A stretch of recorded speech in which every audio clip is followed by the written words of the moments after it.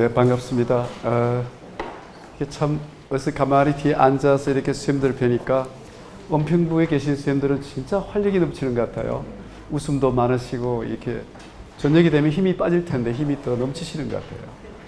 예, 저는 방금 소개받은 경북대 철학과의 지금 재직중인 김석수 교수입니다. 우리가 살아가는 삶에 그 여유가 없었을 시절에는 좀 막 성장도 해야 되고 또 이렇게 못된 짓 하는 사람들을 좀 막 이렇게 제재도 가해야 되고 이제 그런 면에서 정치가 굉장히 경제 성장이나 어떤 도덕적 어떤 성장 이런 걸 많이 추구해 왔는데 이제는 정치가 아름다움을 실현해야 될 시대가 아닌가.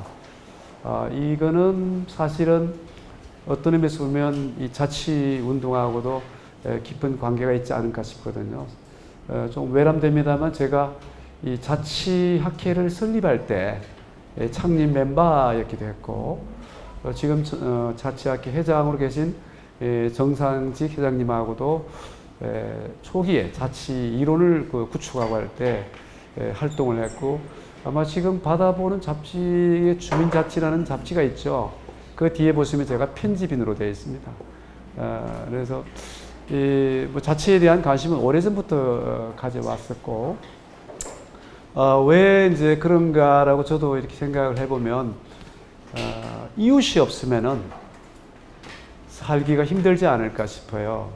제가 근자에 가장 좋아하는 철학자가 그 한나 아렌트라는 철학자가 있습니다.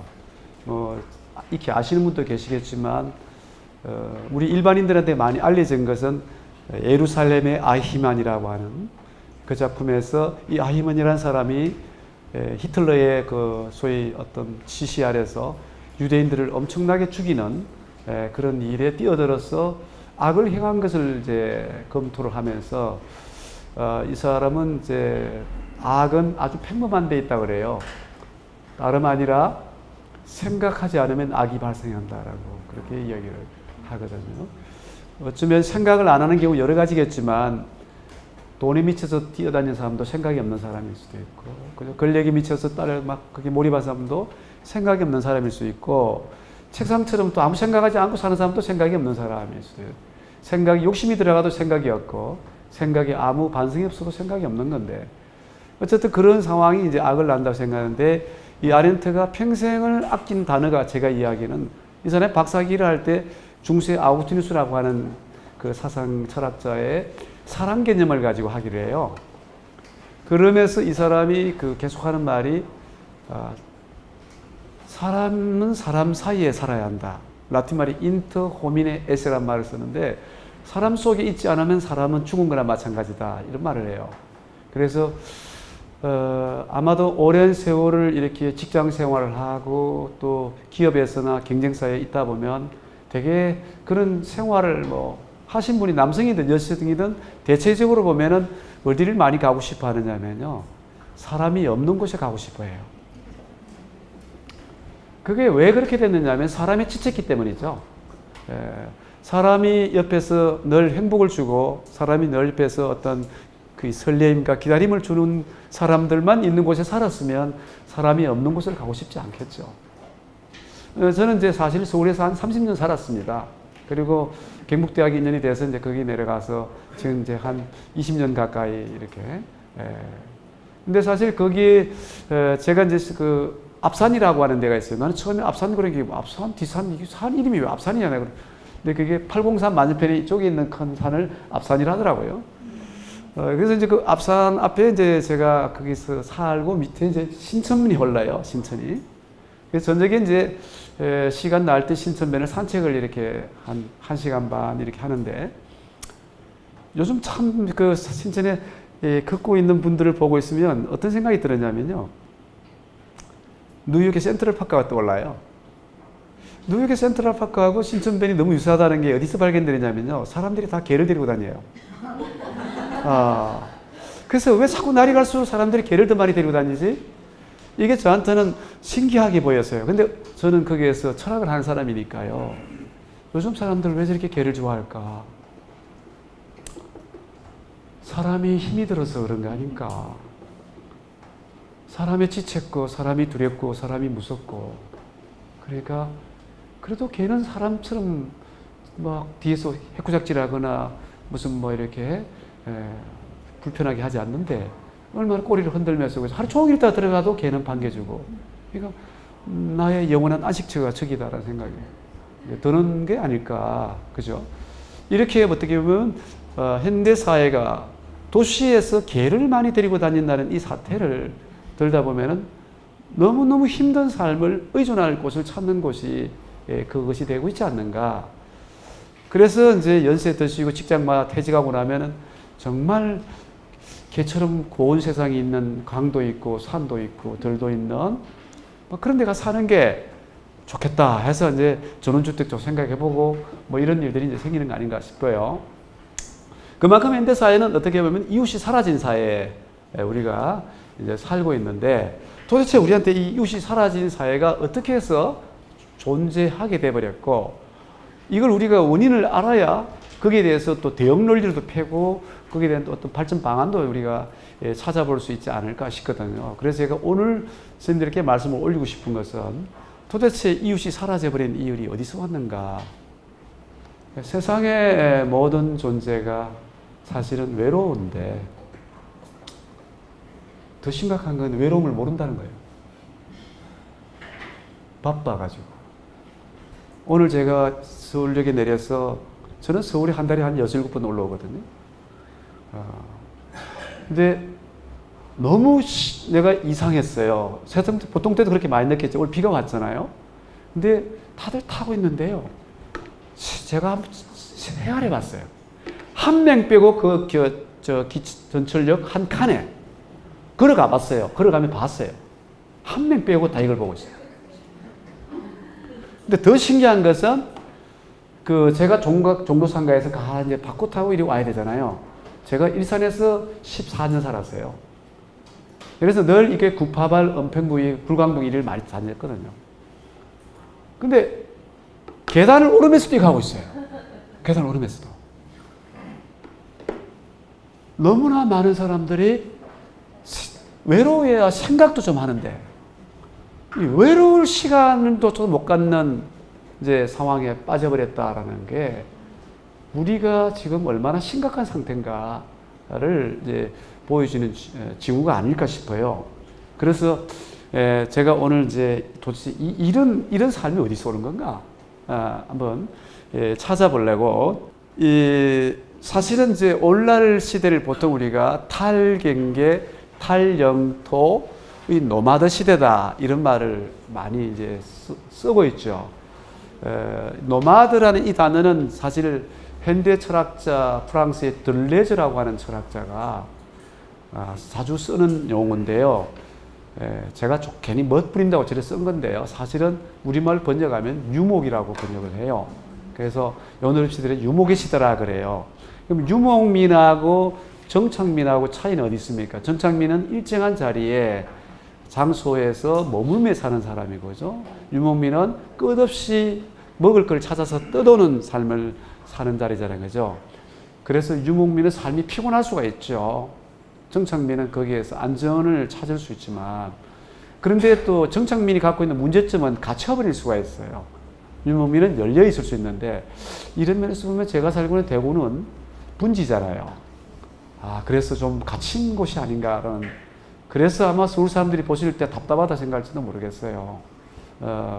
어쨌든 이 지금의 시대가 그럼 왜 노마드 시대, 경계를 넘어가 버리고 영토를 넘어가 버린 시대가 돼 버렸느냐?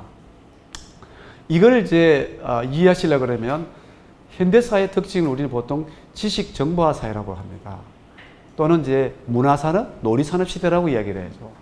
또한 지금 이제 인공지능이 두려한 어떤 4차 산업혁명 시대가 왔다라고 이야기를 합니다. 그런데 우리가 이 지식정보화 사회를 들여다보고 있으면 사실은 어떻습니까? 어떤 자연에 참여해서 노동을 하며 사는 것이 아니라 컴퓨터 앞에 앉아가지고 지식과 관계를 하면서 지식 노동을 하며 살고 있단 말이죠. 그렇기 때문에 지금의 노동은 자연의 얼매인 노동이 아니라 자연을 넘어서서 인터넷 라인을 따라서 움직이는 다시 말하면 삶이 오프라인 삶이 아니라 온라인 삶이 굉장히 주도적이 되는 상황이 왔죠. 모든 권력과 모든 자본이 온라인 속으로 밀집해 들어와 있고, 돈 만나려면 온라인 들어가야 되고, 권력 만나려면 온라인 들어가지. 그렇죠. 이번 대통령 선거에도 온라인 안 하면 대통령 못 하는 거예요. 근데 그렇게 볼 때 모든 것들이 온라인으로 들어오는 이런 상황이 되다 보니까 저 라인이 얼마나 빨라요. 예, 제가 이렇게 오늘도 어떤 자리에서 그런 이야기 했습니다만, 현대인이 필요하고 이렇게 뭐랄까요, 막 사는 게 짜증이 나고 이런 거 다 좀 해결하려 그러면 요거 좀 어떻게 없애버리고 인터넷 라인을 다 끊어버리면 되지 않을까라는 생각이 들 때가 있어요. 이게 사실은 업무가 요즘 저도 업무 양이 굉장히 많거든요. 벌써 제가 몇 년 전이죠. 2009년 8년 무렵에 미국에 있었던 것 같아요. 그래서 제가 미국 가면은 조금 이제 그 한적한 제가 살던 아파트 그 주변이 전부 골프장이었어요. 막 반딧불도 보이고 저녁 되면은 그런 지역이었는데, 그래서 거기 살면 제가 조금 이제 이런 그 너무 바쁜 삶에서 벗어날 줄 알았어요. 웬걸요? 인터넷 라인을 타고 막 서울에서도 날라들고 막 대구에서도 오고 막 뭐 달라 막 뭐 보내라 막 자꾸 날라들어와요. 그러니까 그 일은 전에 끊어지지가 않고요. 이 라인을 타고 계속 붙어서 거기까지 와 있는 거예요. 근데 더 문제는 그쪽 일도 또 있어요. 그러니까 일이 더 많아져 버리는 상황이 오더라고요. 근데 이게 보니까 그러니까 이 점은 현실 영토에 제한을 받지 않고 어디든지 뚫고 들어가 버리는 이런 상황이 돼 버리니까, 자, 사업하시는 분 계신지 모르겠으면 시간이 돈이라 그러죠. 그렇잖아요. 그러면 어떻게 해야 됩니까? 돈을 더 많이 벌려면 시간을 더 빨리 써야 되잖아요. 그래서 시간의 속도가 빠른 강 케이블이 더 좋은, 그런 프로그램이 깔린 게 더 좋은 거고, 그렇죠? 이런 거 갖고 있으면 더 빨리 움직여야 돼요. 자, 조금 더 보시면 요즘 대전 사람들 아마 백화점 없이 서울 많이 올 거예요. 이게 KTX 깔아놓으니까 이게 다 서울로 빨리 들어가 버리는 거예요. 그죠? 비행기 속도 더 빨라지면 다 미국으로 빨리 들어갈 거예요. 그죠? 그러니까 이렇게 되면서 뭐냐면 이 거대한 이 지식 정보화 사이 인터넷망을 통해서 이 중앙 힘 속으로 이 시간과 공간에 이 뭡니까? 물려서 빨려 들어가는 이 중앙 흡수력이 굉장히 강한 상태로 다가온 거거든요. 몇 년 전에 저희 그 대구의 모 학생이 대치동에 논술 배우러 간 KTX가 있으니까요. 그러니까 이렇게 보면은 이런 상황이 되면 소단위체, 지역 단위체들의 자율적 공동체가 자생할 수 있는 구조가 안 되고 중앙 힘 속으로 계속 이렇게 흡수돼 버리는 이 상황이 오니까 요즘 지방에 있는 것이 어떻게 보면 참 불쌍한 사람이 되어버리는 이런 구조 속에 이제 들어와 있다는 거거든요. 그래서 결국 다국적 기업이라는 게 결국 뭡니까? 우리가 근대의 시민혁명을 통해서 중세가 무너지고 근대로 넘어올 때 저는 그런 말을 많이 합니다. 근대로 넘어오는데 가장 핵심적인 것은 교회가 시장으로 자리를 옮겨주었다. 다시 말하면 교회가 밀려나고 시장이 들어선 것이 근대다. 그래서 교회에는 성직자가 존재하고 있을 거죠. 시장에는 돈을 가진 부르주아지들이 자리하고 있는 것이죠. 이 부르주아지는 사실 우리말로 바꾸면 신흥 상하계층들이잖아요. 상인들이죠. 그러니까 중세의 구조 안에서는 상인이라고 하는 것은 가장 천민들이죠. 우리 전통에서도 사, 농, 공, 상이잖아요. 그러니까 어느 사회, 어느 공동체에서든지 가장 서름을 당한 사람은 분노하게 마련이고 그 분노는 반드시 억압세력을 향한 이 투쟁을 하게 되고, 그래서 근대 시민혁명이란 말을 쓰잖아요. 그때 시민이란 말이 따지고 보면은 시장의 상인들이죠. 상인들이 힘을 가질 수 있는 건 시장이잖아요. 그죠? 그래서 교회에서 시장으로 옮겨오는 이 과정에서 대학도 중세에서는 하늘나라 가는, 교회를 통해 하늘나라 가는 신학이 최고 학문이었는데 이 근대에 오게 되면 신학이 물려나고 과학기술이 대학의 중심으로 들어오게 되죠. 이렇게 되면서 근대사회에 와서 시장에 들어왔을 때 교회와 시장의 결정적인 차이는, 교회는 금욕을 요구합니다. 그죠? 근데 시장은 욕망을 추구합니다. 그렇지 않은가요? 자, 그렇게 되니까 이 욕망, 이 통제되던 사회에서 욕망이 추구되는 사회로 이렇게 이동하면서 저마다 개인의 욕망을 요구하는 거예요. 자, 이 개인의 욕망이 많이 누리지려고 그러면 어떻게 돼요? 통제를 가능한 줄여야 돼요. 통제를 많이 줄이려고 그러니까 어떻게 돼요? 국가의 역할을 약화시켜야 돼요. 그래서 시장의 역할을 강화시키면서 나온 게 소위 자유주의 국가죠. 근대 자유주의 국가. 그때 홉스, 로크, 루스를 이제 로크에 보면은 최소 정부론이라는 게 나오죠. 정부의 기능을 최소화시키고 시장의 기능을 최대화시키는 거예요. 그럼 이거를 이제 확대한 게 오늘날 와서 뭡니까? 현재 기업은 시장의 최고의 중심에 서 있는 기업은 국가가 거추장스러운 거예요. 국가를 넘어 들어가가지고 돈을 벌어야 되는데 자꾸 국가가 블록을 쌓는 거 이거 귀찮은 거예요. 그래서 기업이 국가를 무너뜨리고 국가의 장벽을 뚫고 들어가는 다행히 인터넷망이 있어요. 인터넷망을 뚫고 들어가서 이 장벽을 다 허물어버리고 이제 들어가니까 어떻게 돼요? 민족이 해체돼요. 지금도 우리 주말부부 굉장히 많잖아요. 대구도 보면은 핵심 신도시라고 그래가지고 거기 신서동에 도시가 들어서 있거든요. 대부분이 서울 사람들이에요. 거기에 이제 관공서가 내려오니까 여기 가족들은 두고 혼자 내려왔다가 주말 되면 막 올라가. 주말 되면 그게 완전 비어 있어요. 오송단지도 마찬가지일 거예요, 세종도시. 근데 그런 식으로 보면은 지역은 그냥 가서 돈벌이 하고 그냥 내가 그 잠시 머무는 것이고 돈은 서울에 와서 써야 되는 거죠. 예. 그럼 이거 국제적으로 말하면 한국에서 돈 벌어가 미국에 갖다 바치는 거죠. 애들 유학 보내야 되니까. 그죠? 이런 구조 속으로 들어가면서 점점 뭐냐면 자본을 가진 글로벌 기업들은 이 모든 공동체를 와해시키고 분리시키면서 자본을 끌어갈 수 있는 방법을 다 동원하는 거죠. 그래서 제가 이제 지난인가 그전에 화폐에 관해서 논문을 쓴 적이 있어요. 선생님들 화폐가 더 좋아요? 물건이 더 좋아요? 화폐가 더 좋아요? 물건이 더 좋아요?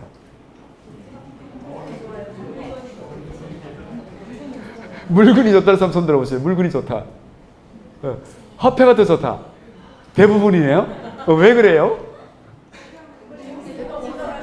그렇잖아요. 그죠? 내가 원하는 거 다 살 수 있으니까. 그죠? 그래서 저기 마르크스 자본론에 보면 화폐는 보편적 가치를 갖고 있는데 물건은 특수적 가치를 갖고 있다 그래요. 그럼 제가 오일을 갖고 있어 먼저 참외가 있어서 먹고 싶어가지고 바꾸자 그러면 저분이 기분 나쁘면 안 바꿔줘요. 근데 돈만 있으면 얼마든지 바꿔요. 그죠? 네. 그러니까 내가 가능하면은 더 획득이 유리한 걸 갖고 있고 싶겠죠. 자, 이렇게 이제 더 우리가 밀고 들어가게 되면 돈이 돈을 번다는 얘기가 나올 수가 있어요. 그렇지 않습니까? 그죠? 근데 이런 상황 속에 우리가 계속 들어오면서 뭐냐면 이 글로벌 자본들이 세계 각 지역으로 뻗어나가서 그 자본을 획득할 수 있는 건 다 밀려 들어가는데 예를 들어 또 이런 게 있습니다. 유럽에 한동안 우리가 부러워했던 사회가 사회복지국가 아니에요. 근데 그 사회복지국가는 자본주의 안에서 빈부의 격차가 너무 심해지고 능력이 없는 사람이 시장에서 밀려나는 거를 같이 살아가자고 그분들한테도 세금을 많이 거둬서 소위 말하는 이제 사회 기본 어떤 그런 보장을 해주려고 하는 거잖아요. 근데 그렇게 하다 보니까 어떻게 돈을 많이 버는 사람 세금을 많이 거둬야 되잖아요. 그러면 돈을 많이 빌렸고 하는 사람들은 좀 억울하잖아요. 많이, 그죠? 그럼 어떻게 해요? 그 돈을 들고 세금 덜 굳는 나라로 건너가 버리는 거죠. 그죠? 그러니까 이 자본이 뭐예요? 국가를 넘어가 버리는 거예요. 그래서 사실 어떻게 보면은 이 우리나라 옛날에 대구가 좀 잘 살았잖아요. 근데 그런 지역이 옛날에 섬유 단지였잖아요. 근데 막 뭐 이렇게 나중에 이제 임금도 올라가고 뭐 원가도 안 맞고 이제 사실 노동자 임금 싼 사람들 막 동남아시아나 중국에서 막 들어오죠. 그러니까 결국 뭐예요? 밀려버리는 거죠. 이렇게 볼 때 자본이라고 하는 것은 뭐예요? 국가를 초월하고 싶어요. 그래서 이제 제가 이렇게 이런 표현을 쓰는데요. 자, 안 맞으면 혼내주세요. 저는 이제 이런 표현을 씁니다. 자본은 인간의 분리를 통해서 정식한다. 인간의 분리를 통해서 정식을 한다. 이게 이제 무슨 말을 하고 싶은 거냐면 시장이 제일 원하는 건 경쟁입니다. 경쟁이죠. 그렇지 않습니까? 능력 있는 사람한테는 시장이 반가워요. 경쟁할 수 있으니까. 능력 없는 사람한테는 굉장히 무서워요. 시장이. 거기서 내가 견딜 수가 없으니까. 그렇잖아요. 그런데 경쟁을 계속 시키게 되면 어떻게 되냐면 저 사람이 높은 데 올라가면 내가 밀린다는 생각을 하게 되니까 어떻게 해요? 자꾸 분리가 돼요, 서로가. 근데 이런 것들이 이제 서로 뭡니까? 이제 멀어지는 거예요. 멀어지는 거죠. 그러니까 이 어떤 성장을 향한 경쟁을 계속 요구하면서 분리가 계속 진행되는. 그런데 사실은 경쟁의 동아리가 도시예요. 이 근대 이후에 우리 도시는 다 시장을 바탕으로 성립된 도시들이잖아요. 그렇죠? 그렇게 도시는 어차피 인간들 사이의 분리와 이 경쟁이라고 하는 구조 속에서 벗어날 수 없는 상황에 놓여 있게 된다라는 거죠. 이거는 국가적 차원으로 가면 또 세계적 차원으로 가면 더 심해지는 거죠. 그래서 이 국가를 초월한 어떤 기업 있잖아요. 그걸 제국이라고 합니다. 그래서 이런 거대한 제국들이 나타나서 이제 결국 이렇게 되니까 모든 나라의 사람들이 이도록 저쪽으로 이동을 이렇게 하게 되니까 어떻게 돼요? 그들이 모여서 이루어지는 게 다문화가 돼버렸죠. 그래서 이 문화적 가치가 너무 다른 사람들이 모여서 살아야 되는 그런 어려움들도 또 이제 생겨나게 되는 거죠. 그래서 결국 우리가 볼 때는 이제 오프라인은 점점 약화되고 온라인으로 자꾸 이동해 이제 가는 상황이 발생을 하는 거죠. 뭐 이제 이럴 수가 있겠죠. 아마도 그냥 가정해 봅니다. 지금은 오프라인의 대학들이 존재하고 있지만, 그죠? 예를 들어서 막 세계 명문대학인 하버드 대학 같은 대학이 온라인 강의를 두고서 학위증을 준다 한번 가정해 봅시다. 학위증을 준다. 그러면은 한국에 있는 많은 자녀들이 온라인에 들어가 가지고 하버드 대학 학위증을 따려고 할 수가 있습니다. 그러면 한국에 있는 오프라인 대학들을 심각해질 수도 있지 않을까. 그죠? 근데 그렇게 보면은 사람들은 점점 온라인 속에서 자기 존재 가치를 느끼게 되니까 온라인으로 밀고 들어가다 보면 온라인이 갖고 있는 특징이 뭐냐면요. 온라인에 만나는 관계는 몸이 없는 존재들끼리의 만남이에요. 눈을 볼 수가 없어요. 손을 잡을 수가 없어요. 얼굴을 볼 수가 없어요. 그러니까 간접적인 만남이고 익명적인 만남이에요. 그죠? 그러니까 이게 그냥 시장이 존재, 도시도 경쟁 때문에 고립이 돼 가는데 이게 이제 온라인으로까지 더 들어가서 사이버 도시가, 현실 시장 도시에서 사이버 도시로 들어가게 되면 더 고립이 이제 강화되는 형태가 나타나는 거죠. 근데 제가 여기 지금 보면은 융합불안이라는 단어를 써놨죠. 이게 우리가 그 심리학적 용어로 뭐 분리불안, 융합불안 이런 말 쓰잖아요. 분리불안이라는 건 분리될까봐 불안해하는 것이고, 융합불안은 어디에 내가 속해질까봐 불안해하는 거잖아요. 그렇죠?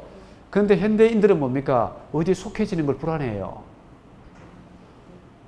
선생님들 엘리베이터 한번 타보시면요, 그 같이 우연히 누가 낯선 사람이 타면은 빨리 내리고 싶어해요. 그죠? 그러니까 어디 속해지는 것이 부담스러운 거예요. 그냥 혼자 있는 게 편한 거예요. 그래서 싱글들이 생겨서 싱글 밥 먹고 싱글 자고 싱글 술 마시고 이런 게 이제 나타나는 것들이 일종의 보면 이 융합불안의 상황이라고 볼 수 있어요. 그러면 이 융합불안은 어디서 오는 거예요? 분리불안이 만들어낸 후유증이라고 볼 수 있어요. 그죠? 어디에 분리될까봐 걱정하는 사람은 분리 안 되려고 애를 써요. 그러니까 분리 안 되려면 어떻게 돼요? 자기를 좀 헌신해야 돼요. 왜? 자기가 남들한테 좋은 이미지를 가져야 분리가 안 되니까. 그죠? 내가 공장이 일을 하면서 그 공장의 오너한테 내가 분리될까 겁을 하면 거기에 회사에 대해서 정성을 다해요. 이런 식으로 우리가 뭐냐면은, 하다 보면은 자기가 너무 거기에 종속돼서 노예처럼 속박돼 버릴 수 있잖아요.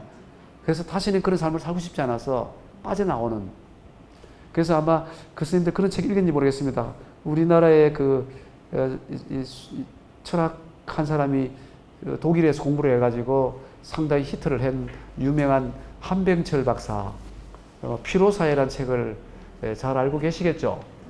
그 피로사에서 한병철 선생님이 하시는 말씀 중에서 이 근대사회와 현대사회를 이야기할 때 근대사회는 뭡니까? 타자를 부정하는 사회. 여기 있는 선생님은 저의 타자들이잖아요. 타자를 부정하는 사회. 근대에서는 인간의 타자는 자연이잖아요. 자연을 정복하는 사회. 타자를 부정하는 사회. 근데 경쟁하는 사회에서는 타자를 부정할 수밖에 없죠.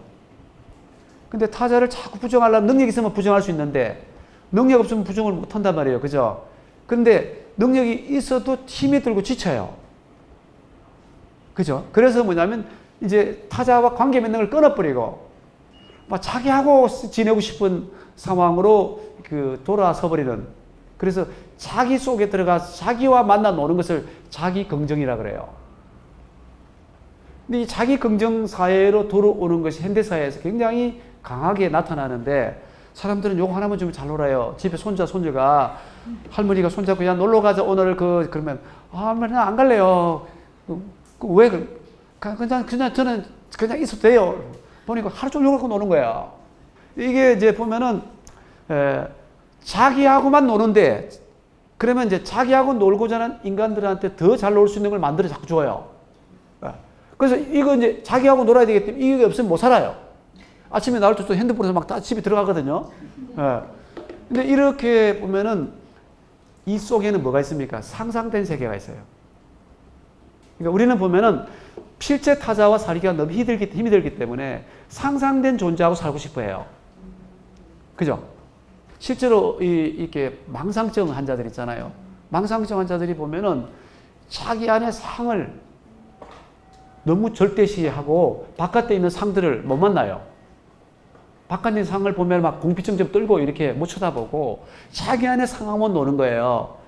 그래서 뭐냐면 실제하지 않는 타자를 실제하는 것처럼 생각하면서 살게 되는 상황이 와서 실제하는 타자를 만나면 감당이 안 되는 거예요.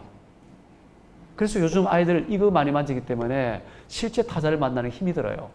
그렇게 자란 아이들이 군대 가면은 옛날에 저희들 남성분들 군대 다녀왔잖아요. 군대 가면 같은 옷 입고 같이 밥 먹고 별의별 사람들이 많잖아요. 그런 사람들하고도 견디며 살아야 되는데 실제 타자하고 경험을 못 해봤기 때문에 힘이 든 거예요. 결혼해가지고도 실제 타자인 여자, 실제 타자인 남자가 힘든 거예요. 이혼을 많이 하는 거예요. 근데 이런 상황들이 우리 속에 점점 이루어지면서 자기 속에 연인을 만들어서 그 연인과 사는 이와 같은 형태들이 바로 융합부라는 시대의 징후들이고, 이 융합불안이 더 넘어가면, 이거 잘 생각해 보세요. 이걸 더 넘어가면 다시 분리불안이 나옵니다. 어떤 분리불안이에요? 상상된 타자하고 분리될까 봐 겁을 내요. 이 상상된 타자와 분리될까 봐 겁을 내는 인간들한테 많이 파는 게 바로 놀이산업이에요. 그래서 놀이산업에 자꾸 빨리 들어가요. 그래서 요즘 시대가 상상력을 가지고 장사하는 사람이 많아요. 그 프랑스의 유명한 사회학자인 사람이 보들리아라는 사람이 있습니다. 그 사람이 그런 말을 해요. 한번 시간 나서 그 책 한번 읽어보실래요? 시뮬라시옹이라는 책이 있습니다. 시뮬라시옹. 이게 불어 발음이 시원치 않습니다만, 그게 시뮬레이션이라는 단어 영어예요. 예. 근데 거기에 보면은 이제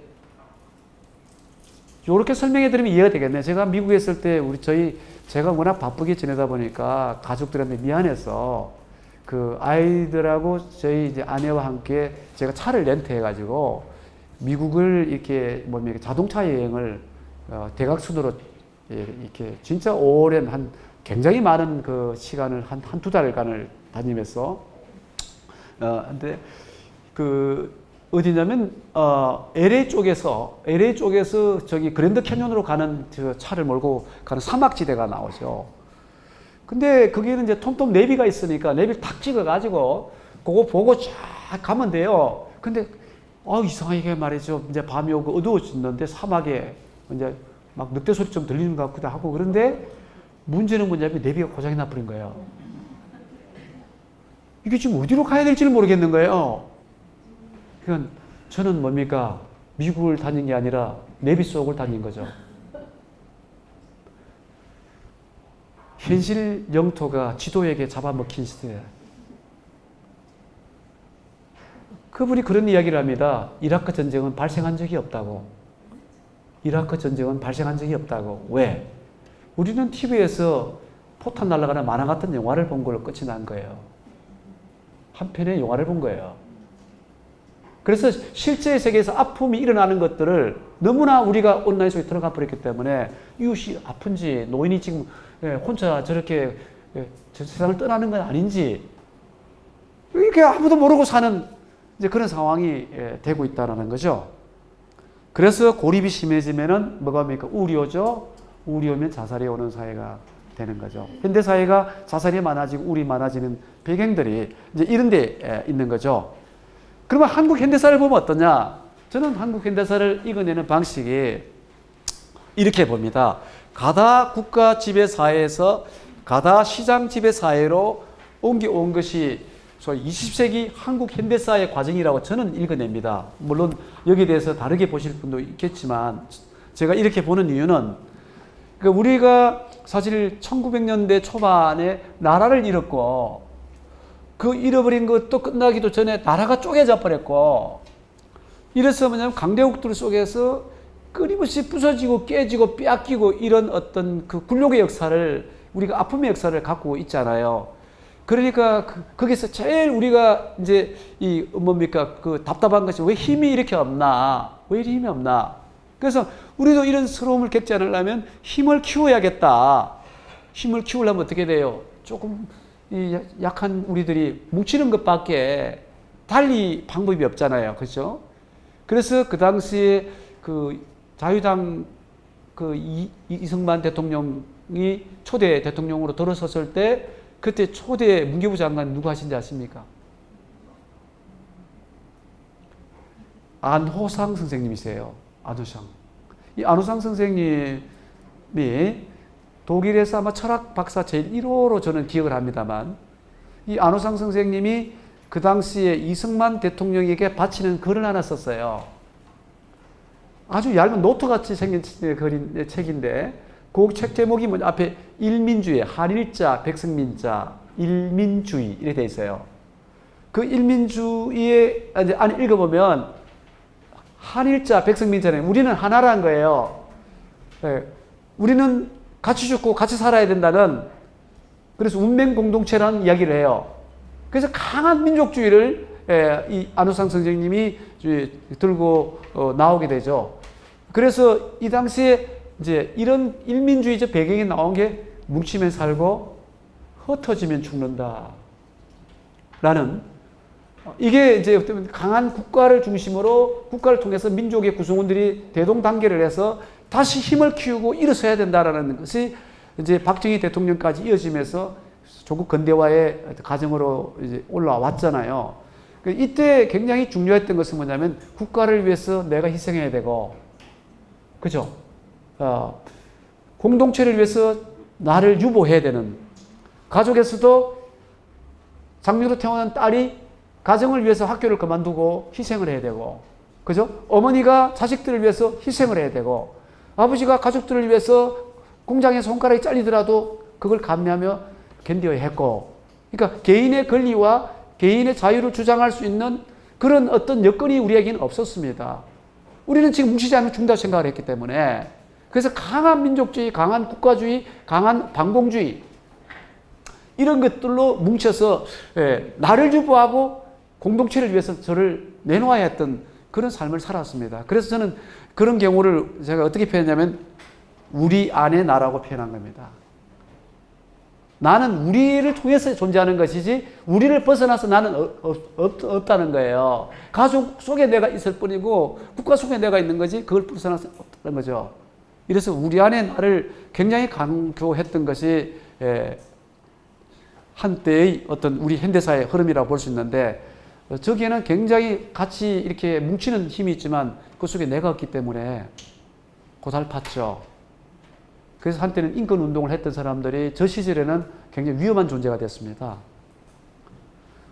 이런 과정을 거치다 보면 어떻게 돼요? 내가 없이 우리에게 희생당하고 내가 없이 우리 속에 굉장히 그게 속박되는 삶을 살면 나도 이제 그만할래. 나도 내 인생 좀 살아야겠어. 왜 내가 만약에 가족들을 위해서 희생만 해야 돼? 이런 거 있잖아요. 그래서 나를 우리에서 빼내려고 하는 욕구가, 우리가 그 강하게 나를 속박하는 상황의 정도가 높으면 높을수록 반대로 그런 속박된 우리로부터 나를 빼내고 싶은 속도도 강해집니다.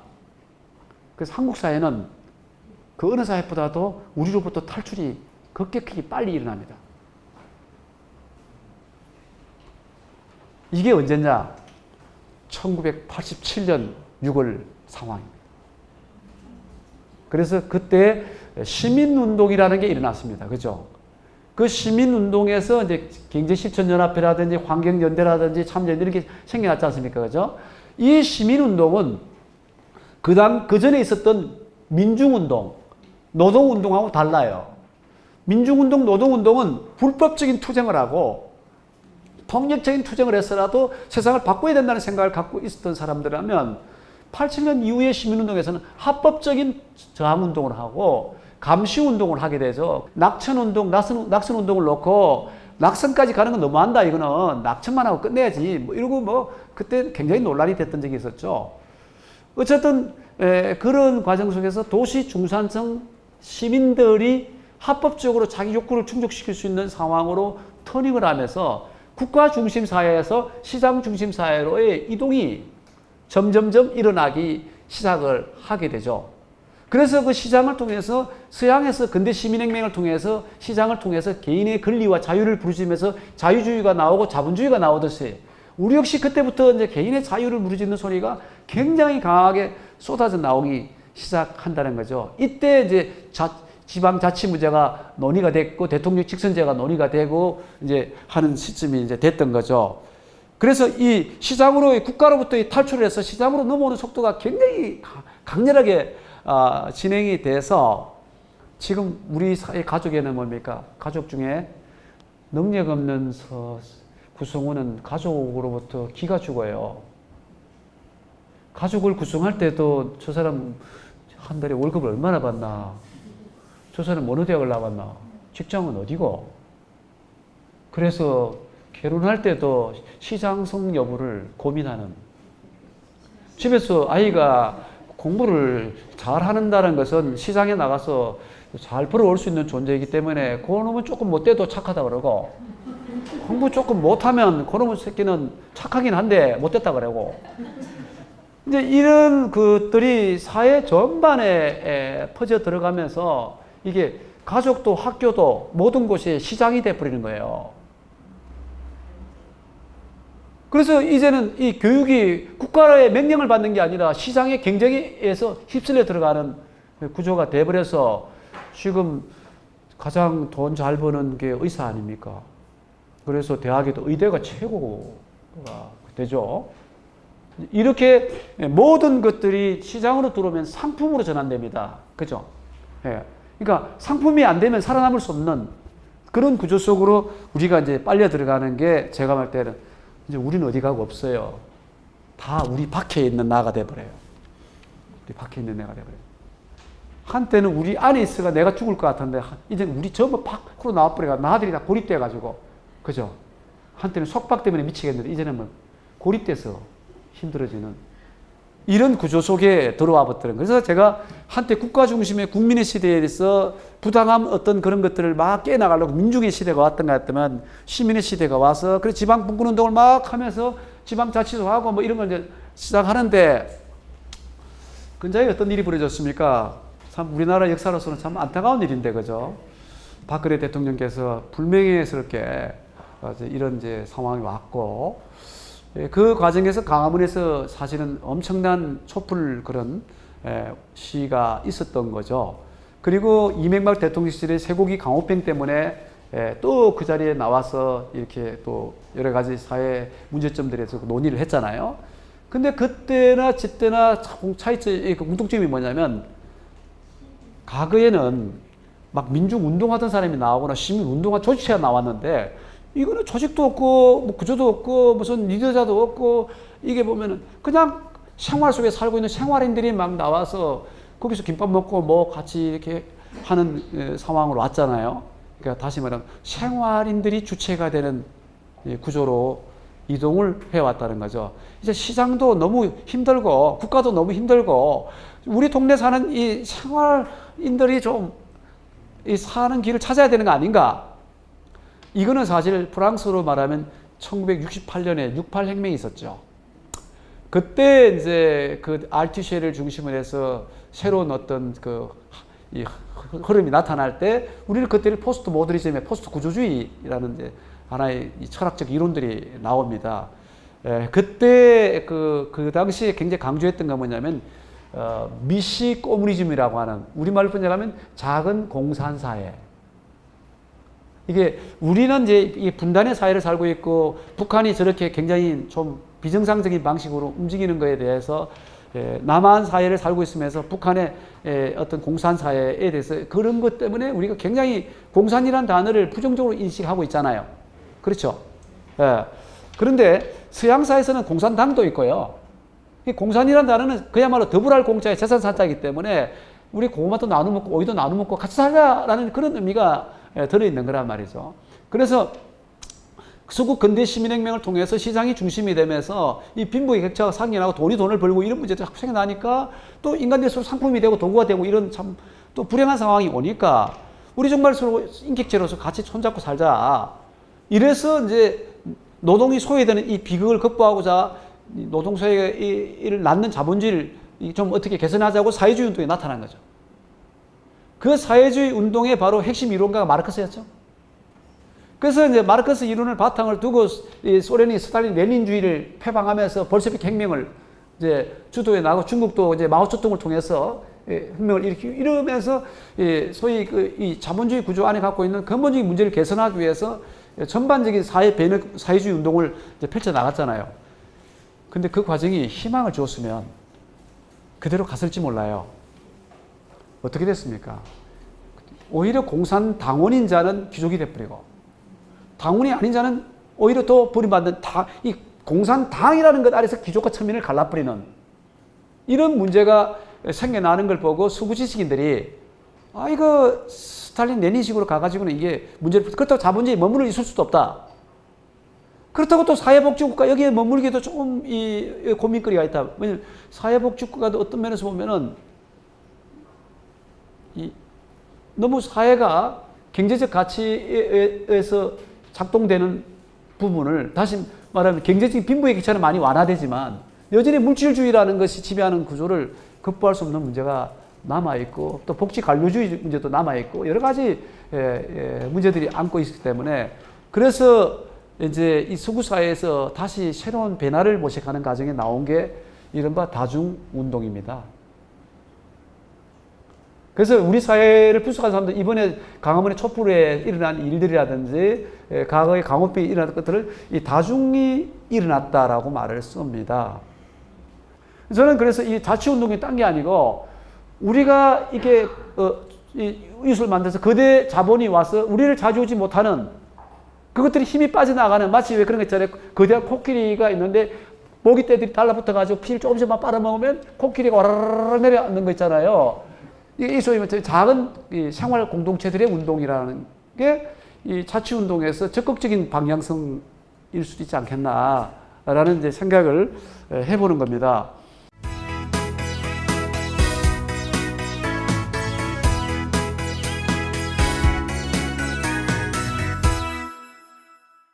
저는 한국 사회를 아직도 보고 있으면 제가 이 말을 왜 먼저 하느냐면, 스님들께서는 어떻게 생각하나 나중에 이야기를 나눠봐야 되겠습니다만, 한국 자치운동의 아킬레스건은 어디 있다고 그러냐면요, 교육자치를 실현하는 겁니다.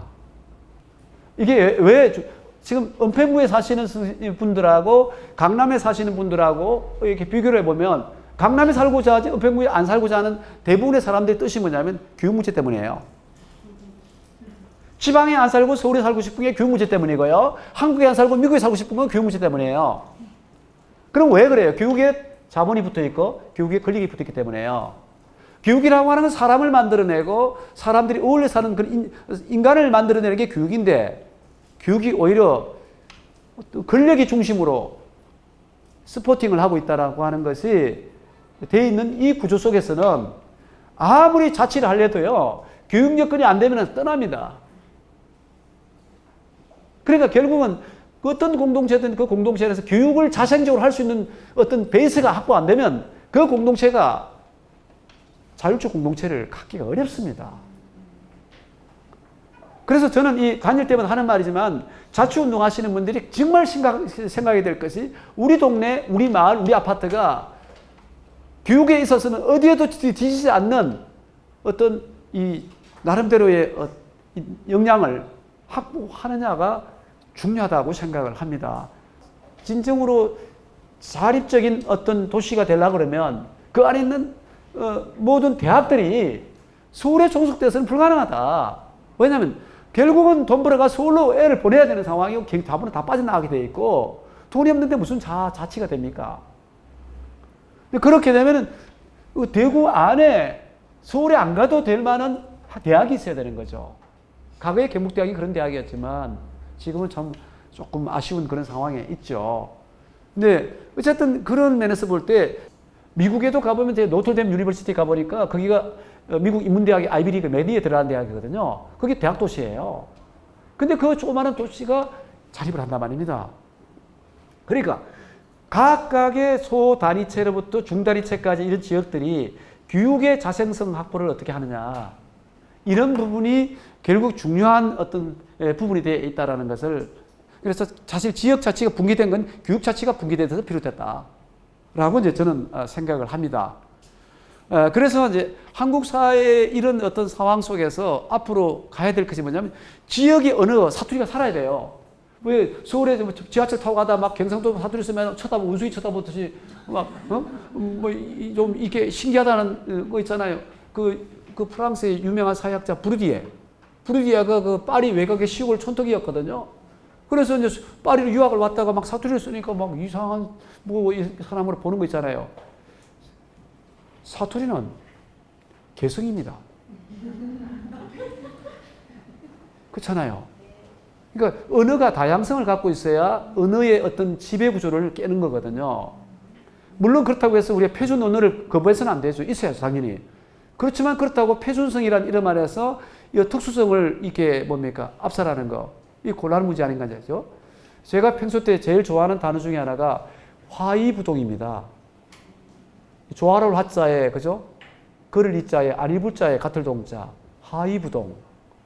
화이부동이 뭡니까? 하나 되게 하지 않으면서 조화를 이루는 거잖아요. 그렇죠?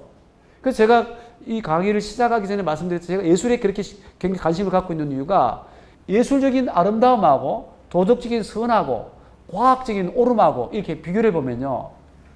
과학적인 오름이나 도덕적인 선은 보편성을 강조합니다. 누가 거짓말하면 당장 제재를 가해요.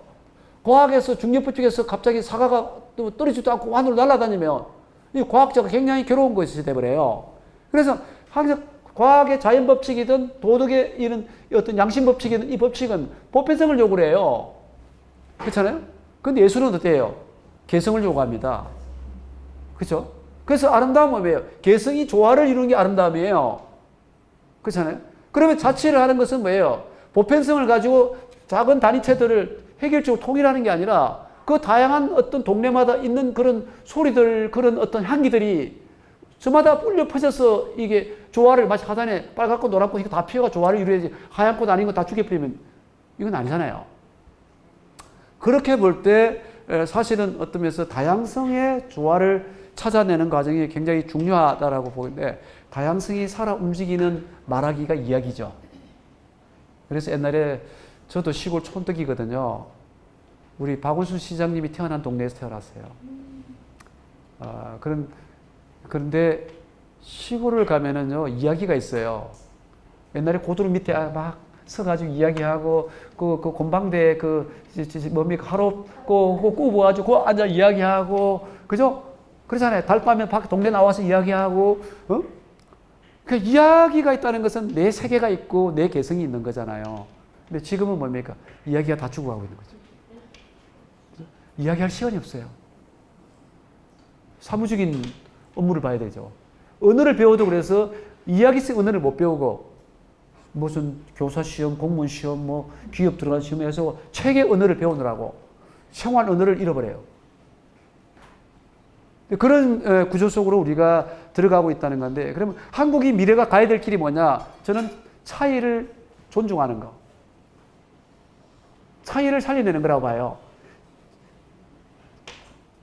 인정을 해야 되죠. 서로를. 그리고 또한 상생을 해야 될 건데 지금까지 걸어왔던 길은 뭐냐면 차이의 정치가 아니라 적대의 정치를 해왔어요. 진보 보수 나눠가지고 편 갈라서 이쪽이 되면 이쪽이 작살나고 이런 구조를 마치 지리산 빨치산 시절에 보면은 그죠? 좌우냉전할 때 뭐 이념이 다른 놈 죽여버리는 이런 구조 속에서 우리는 살아왔건 과거에요. 그렇죠? 지금도 그런 게 남아있죠. 그래서 이 적대의 정치, 배제의 정치가 아직도 우리 안에 들끓고 있단 말입니다. 근데 진정으로 가야 될 길은 차이가 조화를 이루는, 차이들이 서로 존중받는, 인정받는, 여기에 저는 자치가 있다 봐요. 자치는 이 은평구에 사는 여러 동네가 있어요. 각 동네마다 차이가 있어야 되고 그 차이들이 인정을 받으며 존중이 돼야 되는 거지. 어떤 은평구에 있는 특정 지역이 표준이 돼가지고 다 거기를 맞춰가는 거. 한국 사회가 이게 관광 산업이 잘 안 되는 이유가요. 어디에서 있느냐면 광화문에서부터 진행되는 건물들을 보면 있잖아요. 옛날 건축 장식들이 상당히 사라져 버렸습니다. 우리나라는 뭐냐면 이게 건물들이 지금 아파트를 너무너무 높이 올려요. 지금 대구도 막 올라가거든요. 근데 여행 갈 때 어디 가고 싶어요? 내가 못 경험한 세계를 보고 싶죠. 그렇잖아요. 그러니까 개성이 있는 곳을 가야 되잖아요. 그럼 승인들 각자가 개성이 있다는 건 뭘 의미합니까?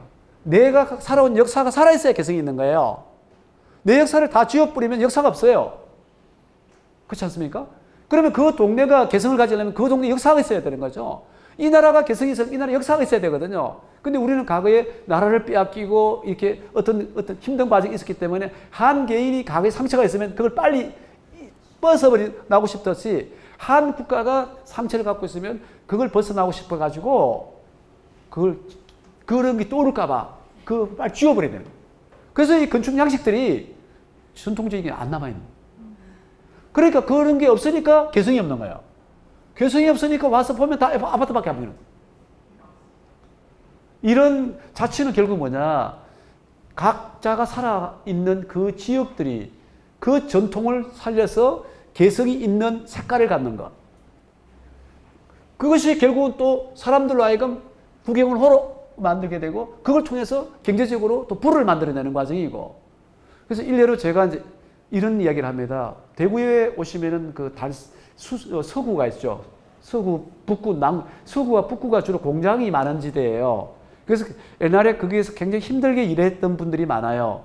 자, 그러면 그런 지역을 뭐냐면 낙후된 지역을 다 헐어가지고 아파트를 들이씌워버리면 누가 와서 봅니까?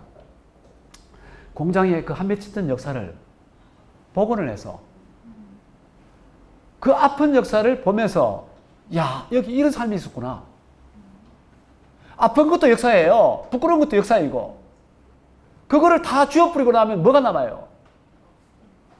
근데 우리는 이게 보면은 지역 마을 자체할 때도 마을에 좋은 것만 자꾸 이렇게 올리려고 그러지. 아팠던 것들을 어떻게 우리가 그걸 보면서 노래도 그렇지 않습니까? 기쁜 노래만 안 됐잖아요. 슬픈 노래가 좋을 때가 많잖아요. 슬픈 역사도 역사예요. 그거를 우리가 만들어내는 작업을 하는 것이 필요한데 한마디로 우리가 이런 부분을 앞으로 못 끌려내면 자치는 굉장히 어려울 것 같다.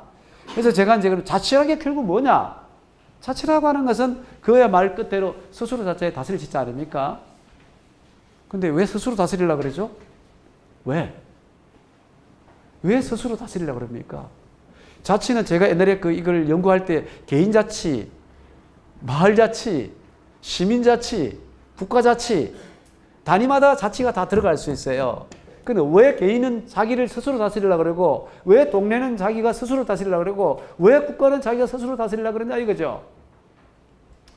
세상에 어떤 존재도 지배받고 싶지는 않을 거예요. 안 그렇겠습니까? 제가 책상보다 그래도 조금 낫다고 생각하는 이유는 어디 있겠습니까? 요런 거 밀어놓으면 그대로 있어요. 저쪽이면 저쪽에 있고, 당기면 이쪽으로 와요. 그죠? 근데 나는 밀면 기분 나빠요. 그잖아요? 밀리고 싶지 않아요. 그러니까 내가 가지 거기를. 밀지 마, 내가 갈게. 이렇게 하잖아요. 근데 이게 결국 뭐냐면 나는 자유이고 싶다는 거죠. 우리 동네 자유로운 동네이고, 나 개인 자유로운, 우리 국가 자유로운 국가가 되고 싶은 거죠. 억압과 구속과 속박과 모든 어떤 이런 지배로부터 자유로운 존재가 되고 싶은 거죠. 자유를 추구하는 집단은 자치를 할 수밖에 없어요. 자유를 포기하면 자치 안 하면 돼요. 인간은 이런 얘가 적절할지 모르겠네요. 아마 파블로프 개시름 아시죠? 파블로프의 개시름이 있잖아요. 종을 치고 밥을 주고 종을 치고 밥을 주고 종을 치고 밥을 주면 종을 치면 햇바닥에 침이 고일 거다. 그죠? 그래서 이분의 이 중에 앉아 계신 어르신 한 분을 제가 이게 파블로 시름이 맞는지 한번 제가 테스트 한번 해봐야 되겠습니다. 그래서 제가 종을 치고 밥을 주고 종을 치고 밥을 주고 해서 선생님 죄송합니다. 햇바닥 한번 내보실래요? 그러면은 좋아할까요? 그분이 어떻게 될게요? 내가 무슨 개인가? 난 개가 되고 싶지 않다는 거잖아요. 그러니까 나는 그래서 어떤 욕망의 법칙에 의해서 지배를 받거나 신체의 생리적 법칙에 지배를 받는 부자유로운 존재가 아니라 내 의지와 내 어떤 능력으로 내 신체가 아무리 고통이 오더라도 의미 있는 일을 해야 되겠다는 거고 내 욕망이 아무리 나를 밀고 다오더라도 가치 있는 일을 내가 해야 되겠다는 제 전공한 칸트가 그런 말을 하거든요. 옛날 카톡에다 제가 그런 걸 하나 올려놨더니 교수님 내리세요. 와 쑥스러워요. 이러더라고. 그게 뭐냐면요. 독일 말에 있는 게 있어요. Du kannst denn du sollst라는 말이 있어요. 그러니까 우리말 번역하면 너는 할 수 있다. 왜냐하면 해야 하기 때문에. 인간은 있잖아요. 하고 싶은 만 하는 존재가 아닙니다. 해야 할 바를 하려고 하는 존재예요. 하고 싶은 것만 하면은 욕망에 거기서 벗어나지 못해요. 그럼 제가 오늘도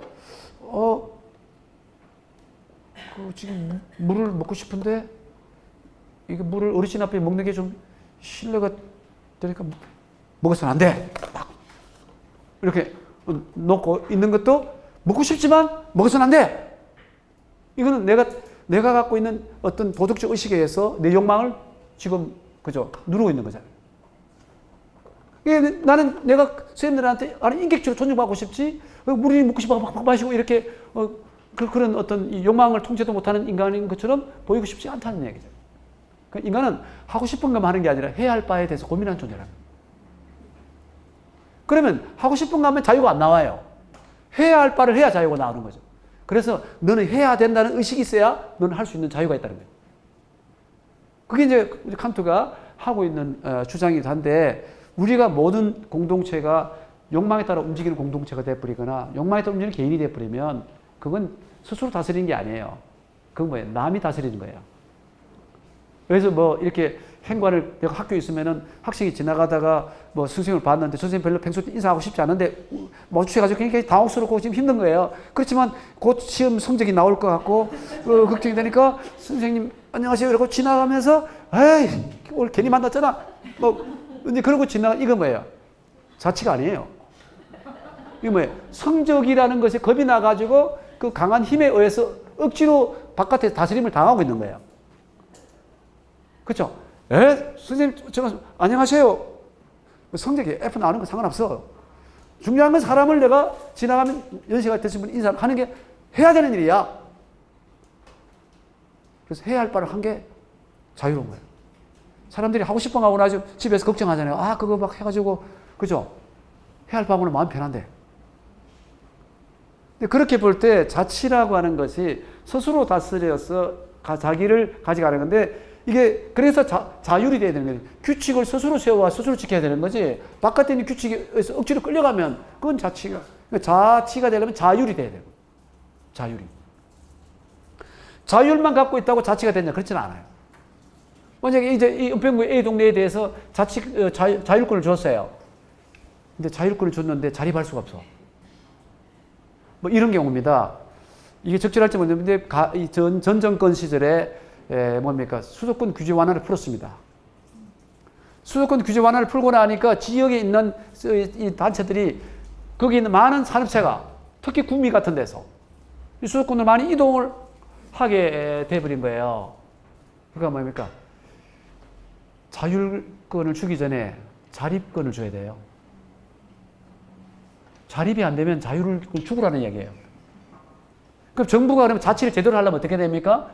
예하 지역 단위체들, 작은 단위체들한테 자립이 가능한 조건을 줘야 돼요. 그거를 안 주고 자율성을 주면 안 되는 거죠. 오히려 그 이명박 정부 때 많이 나타난 게 뭡니까? 그때 자율성을 굉장히 강조했거든요. 이 자율성이 강조되면서 그 당시에 나온 게 자사고등.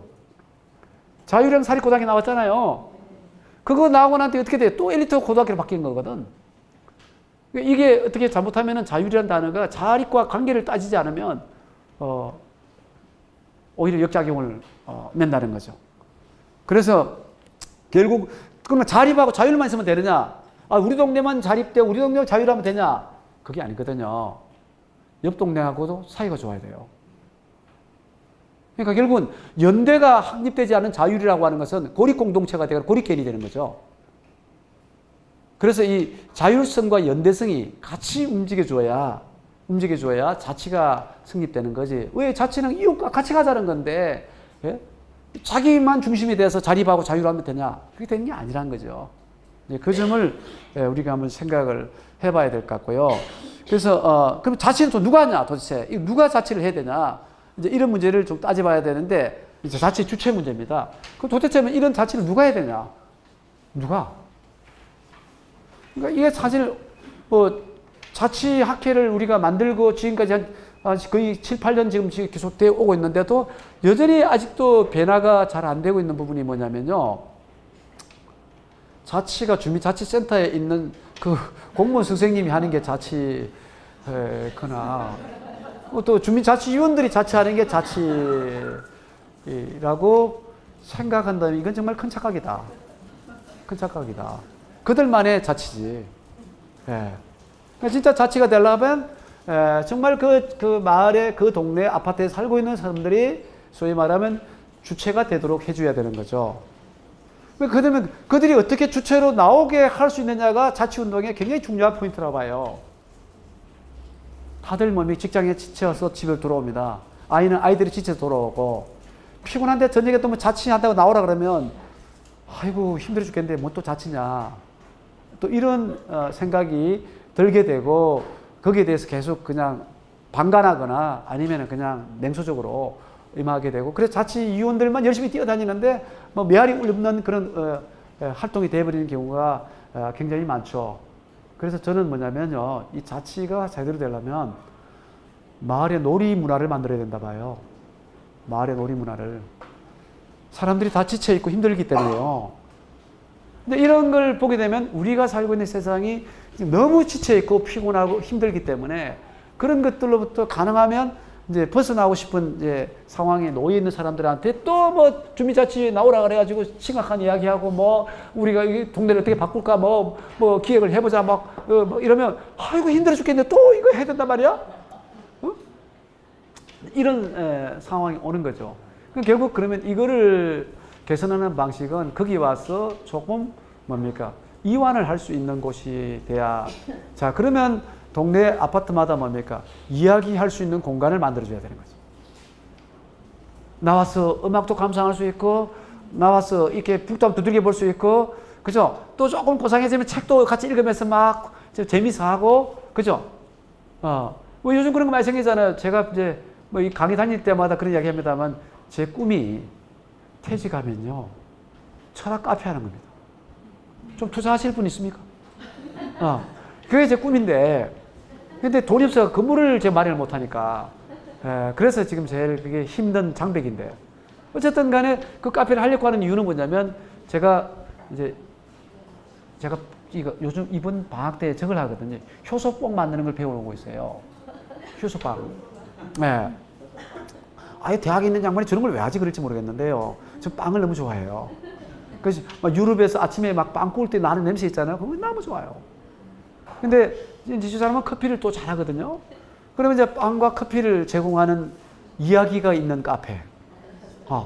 그렇게 해서 이제 제가 책을 쫙 이렇게 좀 이제 꽂아놓고 또 주민들한테 물어서 읽고 싶은 책을 또 요즘 정부의 지원도 되니까 해서 이렇게 꽂아놓고 그 다음에 이번 주에는 그 책에 대해서 토론하고 싶은 책을 정해가지고 읽고 이제 제가 강의도 좀 하고 같이 토론도 리드하고 이렇게 해서 거기 앉아서 이제 힘들고 외로운 영혼들이요. 같이 와서 그래 영혼을 달래고 그죠? 거기서 책을 통해서 치유를 하는 거예요. 내가 이거 힌트를 왜 얻었느냐면 대구에서 제가 살 때 말이에요. 저도 서울도 살다 대구를 내려갔으니까 낯설잖아요. 그래서 아내는 우울이 오고 아이는 학교에서 중퇴를 하고 이런 일이 벌어지는 거죠.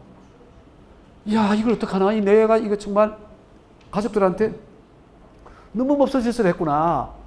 그래서 고민 그때 제가 뭐냐면 한번 이제 저녁에 모여서 우리가 이렇게 해보면 어떻겠나. 책을 읽자. 그래서 이제 책을 막 저처럼 전문적인 책이 아니라 일상에 있는 읽고 싶은 책을 정해서 우리가 일주일에 매번 할 힘이 들어서 하는 시간이 안 돼서 2주일에 한 번씩 그 책을 읽고 테이블에 둘 앉아서 그 책에 대해 대화를 하는 거예요. 근데 이제 제가 취미가 초를 모으는 거예요. 막 외국 나가면 초를 많이 가져와요. 제가 캐톨릭 신자이기도 하고 한때는 거기에 대한 뜻을 좀 두었던 적이 있고, 그래서 이게 나가면 꼭 초를 찾아요. 그럼 집에 오면 곳곳이 초가 있거든요. 책꽂이 막 곳곳 초가 꽂혀 있어요. 그러면 집에 불을 꺼요. 끄고 이제 초를 다 켜요. 그리고 켜고 이제 앉아가지고 또 제가 또 돈도 없는데 꼴에 또 좀 무슨 불인다고 또 와인은 또 이렇게. 그래서 막 그 칠레산 와인 싼 거 있잖아요. 그거 한 10,000원짜리 사다가 이렇게 놓고 이제 분위기도 잡혔잖아요. 와인도 있고 촛불도 있고 그러니까 그냥 그 읽다 보면 안에는 어떤 막 주인공을 너무 막 뭐라 하는 거예요. 그건데 그게 나더라고요. 그러니까 이제 이게 뭐냐면 막 부부가 싸울 때 보면 말 때문에 싸움이 커지잖아요. 근데 책을 통해서 하니까 굉장히 고급스러운 대화가 되는 거예요. 그죠? 그러다 보니까 서로가 굉장히 친해진 거예요, 이제. 그래서 우리 아내가 이런 고민을 갖고 있구나. 우리 아이가 나한테 이런 불만이 있구나. 이런 걸, 그 토론을 통해서 소화가 돼버리는 거예요. 지금 아이들 다 좋은 대학 나왔고, 다 취직 잘해서 이제 생활을 이렇게 하게 이게 됐는데, 이게 이제 사실 따지고 보면, 마을도 마찬가지로 봐요. 그러니까 이 동네가 그렇게 와서 음악을 들으면서 대화를 하고 영화를 또 보면서 같이 대화를 하고 이게 뭔가 책을 보면서 같이 대화를 하는 이런 걸 만들어 이야기하다 보면 그럼 우리 동네 이제 어떻게 만들지? 그때부터 이제 이야기가 되는 거예요. 근데 그런 거 안 되고 왜 집에서 아버지가 어릴 적에 애 손잡고 다니면서 친구 좀 놀아주지 않고 이 엄마한테 공부해? 안 하거든요. 근데 자꾸 다니면서 굉장히 같이 친했으면 야, 너 지금 이제 공부 좀 하면 안 되겠네. 그러면 아버지가 저렇게 말하면 해야지. 이렇게 되는 거죠. 그러니까 공자의 말씀 중에서 악이 돼 있지 않는 자가 예를 갖추기 어렵다는 거예요. 음악을 통해서 감정이 어느 정도 공감이 되어 있어야 그 예를 갖추는 것도 되는데 공감대가 안 형성됐는데 예를 갖추라 그러면 그 억압으로 느껴지고 속박으로 느껴진다고요. 공동체도 마찬가지죠. 공동체도 공감대가 형성돼야 뭐 좀 하자 그러면 이게 좀 먹혀드는데 그게 안 돼 있는 데다가 뭐 하자고 그러면은 자꾸 그게 부담이지. 그런 면에서 저는 그 가장 중요한 것이 뭐냐면 이야기 공동체를 만들어내는 거. 놀이 공동체를 만들어내는 거. 그게 굉장히 이제 저는 중요하다고 생각합니다. 그래서 생활 언어가 살아있는 이야기 공동체를 만드는 게 이게 이 공간이란 단어도 잘 생각해 볼 필요가 있습니다. 우리가 이제 학문적으로는 공간이란 단어하고 장소란 단어를 조금 구분합니다. 공간은 어떤 경우는 그냥 물리적 자리, 물리적인 자리를 공간이라 그래요. 장소는 뭐냐면 기억이 묻어 있고 사연이 묻어 있는 역사가 있는 자리가 장소라고 합니다. 그러니까 우리가 공간 보건 운동 말 안 하거든요. 장소 보고는 그러지. 그럼 요즘 이제 대구에 보면은 그 시내 다운타운 안에 소위 말하는 이상화 고택도 있고 뭐 계산성당도 있고 그 지역들을 그다음에 김광석 그 거리도 이렇게 해서 좀 과거에 우리에게 묻어 있는 기억들을 다시 복원하는 그것을 공간을 장소로 다시 회복시키는 작업이고 도시 공간을 마을의 장소로 다시 구현해내는 이제 활동이라고 이제 볼 수가 있는 거죠. 그래서 이런 과정이 가능하려면 어떻게 돼? 장소에서 쓰는 언어는 생활 언어입니다. 공간에서 쓰는 언어는 이게 공식 언어거든요. 그리고 업무 보러 갔을 때 거기서 수다 떠는 언어 적으면 큰일 나죠. 그렇잖아요? 아주 정밀하고 정확한 문서상의 언어를 써야 되는 거잖아요. 근데 그런 문서상에 쓰는 언어를 막 회사에서 일하다가 막 그런 말을 하고 그런 문서 써 집에 와가지고도 막 뭐 이렇게 그런 언어를 쓰면은 좀 이상하잖아요. 이게 이제 결국 따지고 보면 뭐냐면 아주 공식적인 논리적 언어를 또박또박 쓰면서 틀린 말은 안 하는데 왠지 기분 나쁘겠죠. 이게 뭐예요? 생활 언어는 어울리는 언어고요. 공식 언어는 경쟁하는 언어예요. 기업이나 공직에서 쓰는 언어들은 다 경쟁하는 언어들이에요. 이런 언어를 집에까지 가지고 들어가면 집도 다 경쟁하게 돼버려요. 말도 마찬가지인 거예요. 그래서 빨리 이 말 안에 이 이야기 언어들이 살아가는 게 생활정치잖아요. 이 생활정치가 자치운동이죠. 딴 게 아니라. 이제 그런 의미에서 이 생활세계의 개성을 살려내고 지역의 어떤 전통성을 일구내는 이 작업이 되는 게 굉장히 중요하다. 그래서 제가 말하고 싶은 것 중에 하나가 이 사람도서관이라는 겁니다. 사람도서관이라는 말 들어보셨죠? 안 들어보셨어요? 한번 여름에 이렇게 좀 휴가철이 되거나 좀 여유로울 때가 계시면은 저기를 한번 방문해 보시면 어떨까 싶어요. 대구에 오시면은 들어오기 전에 구미에서 조금 더 오면은 외관이라고 있어요. 외관. 아시죠? 외관 들어오면 거기에 금곡리라는 마을이 있습니다.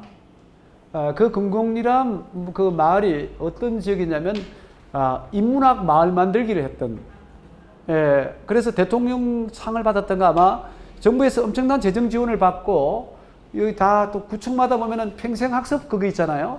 거기에도 평생교육원을 세워서 굉장히 활성화가 됐던 지역입니다. 한번 가서 견학을 해볼 필요도 있습니다.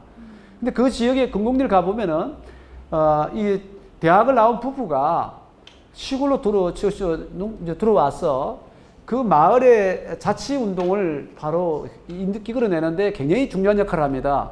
그래서 그 마을에 들어가 보면 마을 입구에 창고가 있어요. 그 창고에는 곡식을 재고 과일을 이렇게 저장 이런 곳인데 그 창고를 약간 개종해가지고 뭐냐면 식당을 안에 만들어 놨어요. 그래서 마을 사람들이 낮에 일하고 같이 와서 거기서 밥을 먹어요. 그리고 그것만 아니라 거기에다가 저희 같은 사람이 불러가지고 강의를 합니다. 그래서 거기서 마을의 할아버지 할머니들 다 나와가지고 같이 이제 강의도 하고 토론도 하고 이래요. 그래서 그 마을에 좀 언제 들어가면 이제 그게 뭐냐면 찜질방도 만들어 놓고요. 또 할아버지 할머니들 또 외국에 또 나가 있는 분도 자녀들이 있으니까 서울도 가 있고 인터넷을 사용할 수 있는 인터넷을 가르쳐 주기도 하고요. 그런 걸 만들어 가지고 그 지역이 굉장히 이제 발전했는데 그러면서 또 하나 기획한 게 사람도서관을 기획을 했었어요. 저게 뭐냐면 거기 외관이 어떤 지역이냐면 다부동 전투가 발생했던 곳이에요. 다부동 전투가 굉장히 치열했던 곳이었고 그게 무너졌으면 대구가 점령됐을 거예요. 그 덕분에 다부동 전투에서 끝이 났기 때문에 대구가 점령을 안 당했고 어쨌든 그런 다부동 전투에 한이 많이 썰려 있는 어르신들이 많이 계시죠. 근데 그분들이 글을 못 써요. 그러니까 글을 못 쓰니까 이제 아이디어를 낸 게 뭐냐면 육성으로 그분들의 이야기를 듣고 그 이야기를 다시 문자로 옮겨가지고 아이들에게 읽히 손자 손녀들. 그래 우리 할아버지 할머니 어떻게 살아왔는가? 저희 기성세대와 아주 어린 세대 사이에 소통을 시키는 이런 사람 자체가 도서관인 거예요. 그러면 우리 동네에 보게 되면 동네에 독특하게 좀 힘들게 사는 사람, 힘들게 사는 사람대로 뭔가 좀 중요한 역할을 한 사람, 한 사람대로 그런 사람들의 이야기들을 담아가지고 어떤 인터넷망을 이용할 수도 있겠고 어떤 다양한 매체를 이용해가지고 신문을 만들 수도 있겠고 해서 그런 다 목소들이 좀 알아야 서로 어떻게 사는지 그걸 만들어내는 과정이 저는 이제 사람도서관이라고 생각을 하고요. 그런 부분이 되는 것이 자치가 되는데 굉장히 중요한 바탕이다. 이제 그 생각을 좀 이제 해보게 됩니다. 그래서 결국은 우리가 지금 보면은 선택적 공동체, 장수 공동체 저것도 전문 용어에 많이 쓰이고 있습니다. 대부분 여기 계신 선생님들이 아마 서울에서 태어나서 하신 분은 많지 않을 거라고 예상이 되는데요. 여기는 선택해서 오신 분들이에요. 원래 태어난 곳이 아니에요. 그러니까 마을은 장소적 공동체를 바탕으로 하고 있다면 도시는 선택적 공동체를 바탕으로 하고 있어요. 그래서 선택을 해 들어왔기 때문에 다 낯설어요. 그 선택할 때 또 나름대로 출세하겠다는 욕망이 있었어요. 그렇기 때문에 나누는 부분에 굉장히 미약해요. 그래서 선택적 공동체는 불가피하게 고립이라는 부분이 자라고 있고 경쟁이 자리하고 있고 저 부분을 장소적 공동체로 다시 성화를 시켜야 되는데 그게 바로 뭡니까? 도시 안에 마을 만들기입니다. 그러니까 우리는 그 도시를 떠날 수는 없는 거예요. 그렇잖아요. 그 도시 마을로 갈 수 없잖아요. 그럼 어떻게 도시 안에 마을을 만드느냐 이 문제거든요. 그죠? 예, 그런 의미에서 이주자와 거주자가 다시 조화를 찾는 과정이고, 그래서 아까 전에 말씀드렸듯이 이게 가능하려면 그 지역 간의 교육자치를 어떻게 마련할까를 진짜 진지하게 고민을 해봐야 돼요. 그러면 이 지역에 보면은 이제 퇴직하신 분도 계실 것이고, 각 분야에서 전문가로서 오랜 생활을 하신 분들이 있을 거 아니에요. 그런 분을 모셔서 아이들에게 교육을 시켜주는, 또는 다른 어떤 능력들을 길러주는 다양한 그 어르신들이 계시잖아요. 그런 분들이 또 나와서 활력을 가질 수도 있고, 자기 제2의 인생을 또 그래갈 수도 있는 거잖아요. 어차피 미래 사회는 실부 사회로 가는 거 아닙니까? 예. 그 노령 사회에 대한 대비를 하기 위해서도 자치도 뭡니까? 노령 사회의 공동체를 어떻게 할 거냐의 문제도 생각을 해야 되는 부분이죠. 그래서 이제 제가 되게 다 이제 말씀을 드려갔습니다. 결국은 자치라고 하는 것이 일터와 놀이터와 쉼터의 뭡니까? 조화를 찾아내는 과정이다. 아무리 그 동네가 이렇게 뭐냐면 살기 좋다 해도 일자리가 없으면 그 동네는 힘든 곳이고, 아무리 일자리가 많아도 거기에 가서 놀이할 수 없고 쉴 수 없으면 안 되는 거죠. 그래서 결국은 일터는 경제 공간이라면 놀이터는 문화 공간이고, 그죠? 쉼터는 생태 공간인데, 이 3 요소가 잘 조화를 이룬 게 진짜 자치가 잘 이루어진 곳이다 라고 생각. 사람은 일만 할 수도 없잖아요. 놀 수만 없잖아요. 쉬기만 할 수도 없잖아요. 그래서 쉬는 것도 힘들죠. 계속 쉬라면. 노는 것도 계속 힘들고. 그래서 자, 일본의 이 자치에서 말 만들기에 나오는 이용을 제가 하나 가져왔습니다. 이가자키에는 헌법이 있는 바, 그중 첫 번째는 아름다운 자연을 지키는 것이고, 두 번째는 아름다운 사람을 육성하는 것이다. 그리고 세 번째는 아름다운 네트워크를 형성하는 것이며, 이러한 세 가지로 이가자키는 이루어져 있다. 이 아름다움. 결국은 지금 우리 네트워크 사회로 들어왔기 때문에 네트워크를 어떻게 아름답게 만드는 것도 자치운동에 들어와야 됩니다. 근데 그걸 배제하고는 지금 할 수가 없는 상황이니까요. 그래서 이렇게 자연과 사람이 네트워크가 삼박자가 아름다움 속에서 다시 탄생하는 이 구조를 갖는 게 진짜 앞으로 그 자치가 향해 가야 될 방향이 아닐까라고 저는 이제 생각을 합니다만, 또 저보다 경험이 많으신 선생님들이 계시니까 또 저한테 좀 도움을 주시면 또 제가 좀 이렇게 배워가지고 더 이렇게 보충을, 앞으로 이제 개인적으로 좀 자치에 관한 책을 지금 내려고 원고를 한 책에 한 200페이지 가량 작업을 해놨는데요. 조금 더 작업해서 자치에 관한 철학적인 기초를 알려하는 아직 책이 없는 것 같아요. 그래서 그걸 좀 해보려고 하는데, 선생님들께서 많이 좀 가르쳐 주시면 또 그런 걸 바탕으로 좀 제가 작업하는데도 또 귀중한 도움이 안 되겠나 그렇게 생각합니다. 그러면 너무 어려운 질문 하지 마시고요. 교수님 말씀 듣다 보니까 자치라는 개념과 로컬이라는 개념이 가질 수가 있는데 너무 달리 살 수 있을 것 같아서, 그래서 좀 로컬리티에 대해서 이 자치랑 어떻게 연결할 수 있을까 한 말씀 해주시면 좋겠습니다. 아이고, 선생님 질문 감사합니다. 제가 답변을 잘 못하면 나중에 좀 가르쳐 주십시오. 사실 부산대학에 가면 그 로컬리티 연구하는 연구소가 있습니다. 제가 그 당시 HK 사업을 할 때 초기에 그 HK 교수를 뽑을 때 제가 관여를 좀 했었고, 그 이외에도 거기에서 저를 불러서 로컬리티에 관해서 발표를 부탁을 해서, 그때 제가 발표했던 게 인문학과 로컬리티라는 것을 발표한 적이 있습니다. 그때 제가 그 기억이 뭐냐면, 인문학이라는 게 자연과학이나 사회과학과 다르게 개성을 가진 언어를 통해서 성립되는 학문이다. 그래서 어차피 인문학은 로컬리티가 없으면 죽는다. 제가 이런 이제 비유를 해보겠습니다. 3년 전인가 2년 전인가 제가 시애틀에 가서 미국 그 아메리칸 필라소피컬 어소시에이션이라는 APA라는 약자의 미국 철학자 대회가 1년에 4번 열려요. 봄, 여름, 가을, 겨울. 그때 시애틀에서 이제 거기 열려서 제가 발표를 하러 갔었는데, 그때 발표한 제 논문의 제목이 뭐냐면 박 앤 황 온 서브젝트라는, 우리말 번역하면 주체에 관한 박종홍 선생과 황장엽 선생의 이론에 대한 발표였어요. 남한을 근대화하는 데 굉장히 중요한 역할을 하신 분이 경성제대를 나왔던 박종홍 선생님. 아마 여기 계신 대부분 선생님들은 국민기후원장을 외우셨을 겁니다. 그것을 만드는 데 중요한 역할을 했던 분이 바로 박종홍 선생님이었던 거거든요. 그 박종홍 선생님이 박정희 대통령 시절에 대통령 비서실의 핵심 학자로서 역할을 했었습니다. 그런데 북한의 김일성 대학 그 총장을 지냈던 황장엽 선생님이 사실 김일성 시대 조국 근대화에 굉장히 기여를 했죠. 근데 김일성 시대만 하더라도 남한보다 잘 살았다고 저는 들었습니다. 근데 그분이 남한으로 넘어갔잖아요. 일본을 거쳐서, 그죠? 그때.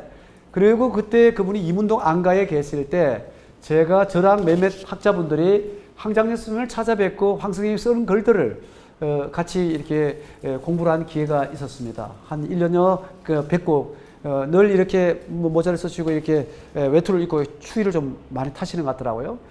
근데 그 과정을 제가 이제 소질해서 미국에 가서 발표를 했는데 제가 서양 철학자 이론을 가지고 발표할 수도 있어요. 근데 그거 해봤자 그들보다 잘할 수 있는 방법이 별로 없어요. 그래서 제가 목표했던 게 성공한 거죠. 가니까 이 사람들이 박종욱이 뭐 황정이 뭐지? 근데 문제는 뭐냐면 남북이 이게 분단되어 있고 갈등을 겪고 있는 사회니까 이 근대화가 이루어지면서 주체가 어떻게 형성되어 갔는가에 대해서는 많은 학자분들이 관심을 갖고 있더라고요. 그래서 제가 거기서 느낀 게 뭐냐면 우리는 김밥을 팔아야 된다.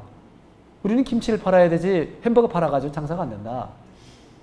이게 일본에 보면요. 일본의 그 소위 말하는 일본의 오사카를 들어서 교토로 가면요. 교토에 그게 그 지금 저림이 생각이 나지 철학자의 길이라는 게 있어요.